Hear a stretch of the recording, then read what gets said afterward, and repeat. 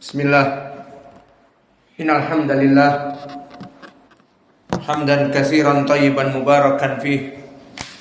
Wa asyhadu an la ilaha illallah wahdahu la syarikalah. Wa asyhadu anna Muhammadan abduhu wa rasuluh. Amma ba'du. Alhamdulillah fi hadzal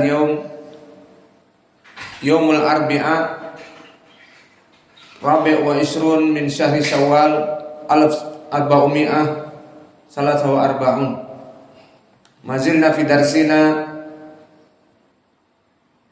fi Sahih Al-Bukhari min kitab Tauhid. Wa fi hadzal yaum sanaqra haditha Ibni Umar.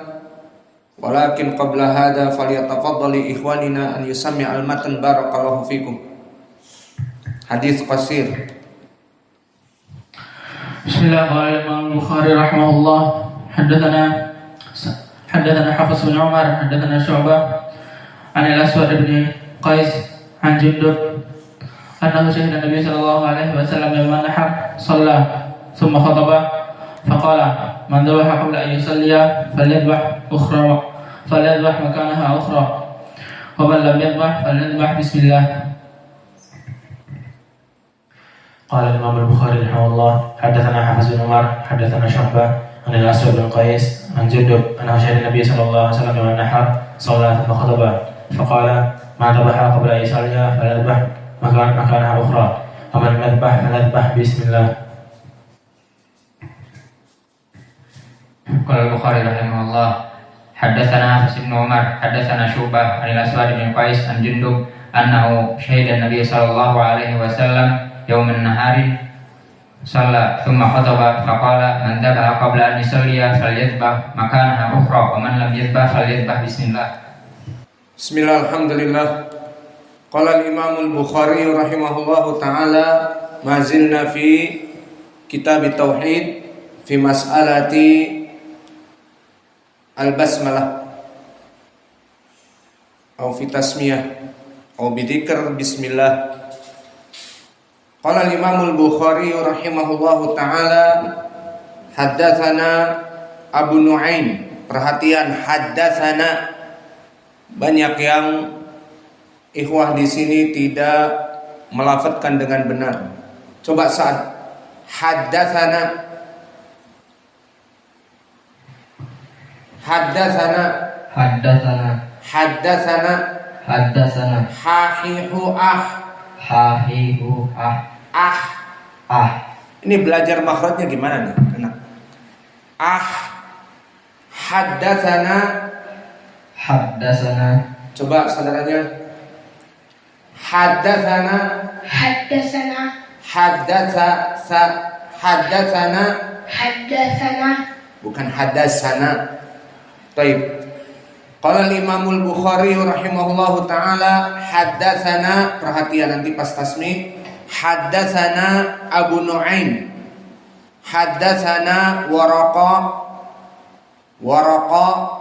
an Abdullah bin Dinar an Ibni Umar radhiyallahu anhuma qala an-nabiy sallallahu alaihi wa ala alihi wasallam la tahlifu bi abaikum wa man kana halifan falyahlif billah.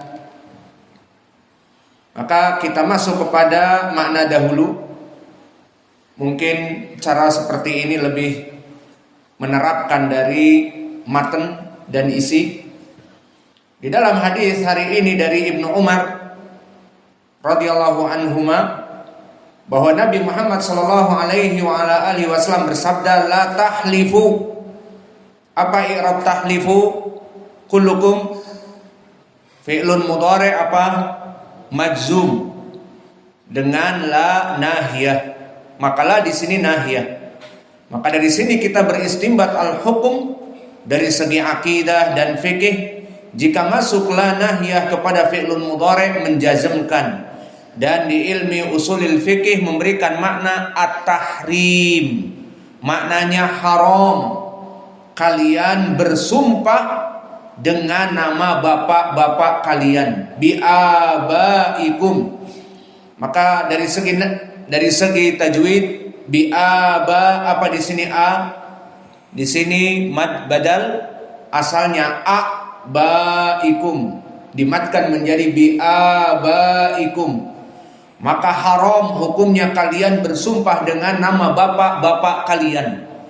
Maka dulu di zaman jahiliyah, setiap mereka bersumpah dengan bapak-bapak mereka. Maka setelah datang Islam diharamkan, karena di saat seseorang bersumpah, yang menjadi poin adalah dalam sumpah itu ada suatu pengagungan. Itulah yang jadi masalah. Maka di saat seseorang bersumpah dengan nama bapaknya, aku bersumpah dengan bapakku fulan, atau dengan kabilahnya kalau dia darah biru, dengan keturunan Raden Masnya, aku bersumpah dengan Hadi Kusumo, atau yang lainnya, atau mereka yang mengaku keturunan Nabi, aku bersumpah demi Quraisy, Al-Qurasi, Al-Hashimi, dan yang lainnya, maka di sini tidak boleh. Wa man kana halifan, maka man di sini man syartiyah, barang siapa dia dalam keadaan halifan, dalam keadaan seorang yang bersumpah. Halif ismun fa'il, jika dia menjadi orang yang bersumpah untuk apa saja. Bersumpah di saat dia diminta sumpah karena telah dituduh, misalnya melaksanakan sesuatu, kemudian tuduhan itu tidak ada bukti. Maka telah datang di hadis Ibnu Abbas dalam perseteruan, jika mengadu seorang muslim atas muslim lainnya telah melaksanakan demikian, baik mengambil uangnya ataupun berbicara dengan keburukan, ghibah, namimah, ataupun perkara-perkara di atas itu semua, dan tidak ada bukti, maka kata Nabi, agar al-mudda'i bil bayyinah wal mudda'i alaih bil yamin. Orang yang mengadu harus dengan bukti otentik bahwa si fulan telah mencuri uangnya. Mana bukti bahwa si fulan telah berbuat kenistaan? Mana bukti? Jika tidak ada bukti, maka di dalam Islam dipanggil orang yang disangkakan tadi, tersangka, untuk ima dia mengakui, maka telah jatuh nanti hukuman tergantung kepada qadhi ataupun hakim. Kalau tidak mengakui, maka falyahlif, mengingkari dengan sumpah. Maka dijadikan hukum Islam, sumpah dengan nama Allah adalah suatu pengagungan. Maka barang siapa yang dia menafikan atas tudingan, aku mencuri, aku bergibah atas dia, aku melaksanakan demikian dan demikian, tidak. Maka kalau tidak, karena tidak ada bukti otentik, maka dia harus bersumpah. Maka dia berkata wallah di depan qadhi yang menghukuminya dan orang yang menudingnya, wallahi aku berlepas diri dari tudingan saudara kita yang menuding saya mencuri uangnya atau berbuat demikian dan demikian. Maka di sini pengagungan dari bersumpah. Maka oleh sebab itu banyak di dalam hadis Nabi Muhammad SAW menyebutkan 3 orang yang dimurkai oleh Allah. Di hadis Muslim dari Abi Dzar, dari 3 orang ini mereka selain musbil juga orang yang yahlif an sil'atih, bersumpah dari barang dagangannya. Maka seseorang yang dia itu melaksanakan bisnis jual beli, baik dia menjual kemudian berkata wallah, demi Allah harganya demikian, padahal dia menipu.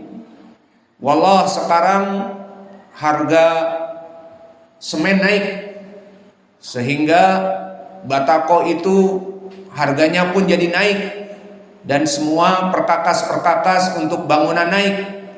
maka dia bersumpah, wallah, demi Allah, harganya demikian dan demikian, padahal tidak sesuai dengan itu. Maka orang yang akan diajak bisnis akan menerimanya karena dia telah bersumpah dengan nama Allah. Maka oleh sebab itu, barang siapa yang bersumpah dengan nama Allah untuk tujuan bisnis dan menipu dari bisnisnya, dia mengatakan modalnya sedemikian, ataupun saya membeli barang demikian, padahal dia menambah, maka sumpahnya di sini masuk kepada kedustaan. Dan di sini jika dia mengatakan demikian kepada kaum muslimin akan menerimanya karena dia bersumpah dengan nama Allah. Maka inilah kenapa permasalahan sumpah dengan nama Allah itu diwajibkan bagi orang yang bersumpah, dan diharamkan seseorang bersumpah dengan nama bapaknya, nama kakeknya, nama keturunannya, nama kabilahnya, nama bangsanya, dilarang kecuali harus dengan Allah karena ada pengagungan padanya.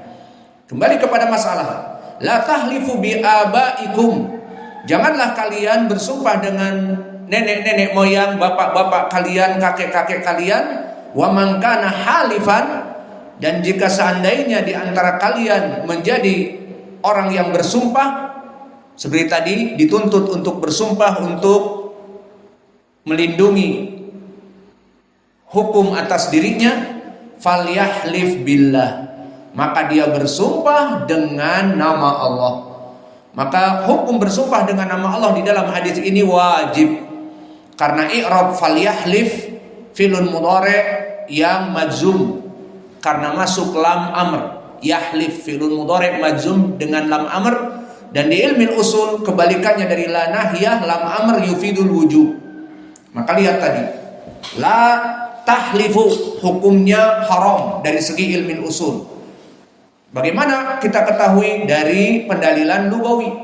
La nahiyah tahlifu fi'lun mudhari' majzum dengan la nahiyah wa alamatu jazmihi hadfin nun. Sekarang di sini fal yahlif fi'lun mudhari' majzum dengan lam amr, di ilmu usul memberikan makna wajib. Maka di sini bagaimana kepentingan kita kepada lughatil arabiyah sehingga bisa mengetahui ini wajib dan ini haram, dan mengetahui ilmu usul sehingga faham dari permasalahan fikih dan permasalahan akidah karena pengetahuan kepada ilmu lughatil arabiyah dari i'rab dan pengetahuan dari ilmu usul dan yang lainnya. Kesimpulannya, barakallahu fikum, barang siapa yang bersumpah dengan nama selain Allah, apalagi bersumpah dengan nama-nama jin dan syaitan, maka asal dari bersumpah dengan nama bapak-bapak mereka, dengan nama selain Allah, maka dia telah masuk kepada kesyirikan yang